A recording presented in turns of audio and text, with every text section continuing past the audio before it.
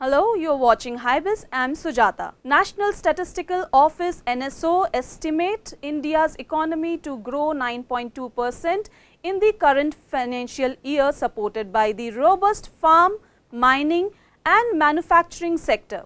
However, economists warned a possible adverse impact of the third wave of COVID-19 in the months ahead.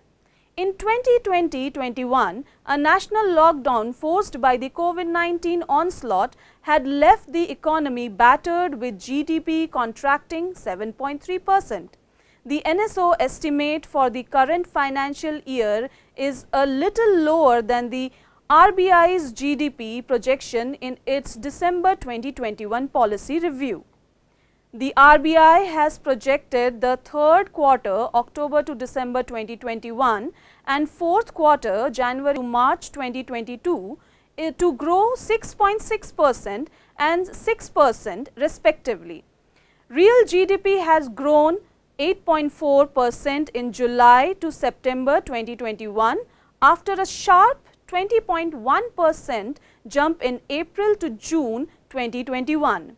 The rising cause of Omicron variant of the coronavirus has prompted several economists to lower growth projection for this year, with particularly the fourth quarter numbers likely to come under strain. The NSO data suggests that the absolute GDP and gross value added will come back with better numbers than the pre-COVID year of 2019-20.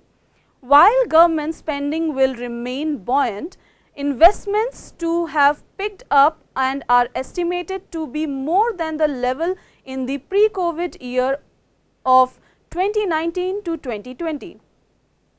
Among sectors, agriculture is seen growing at 3.9% in fiscal year 2022 as against 3.6% growth in the previous year, while manufacturing sector is seen growing 12.5% as against 7.2% contraction last fiscal.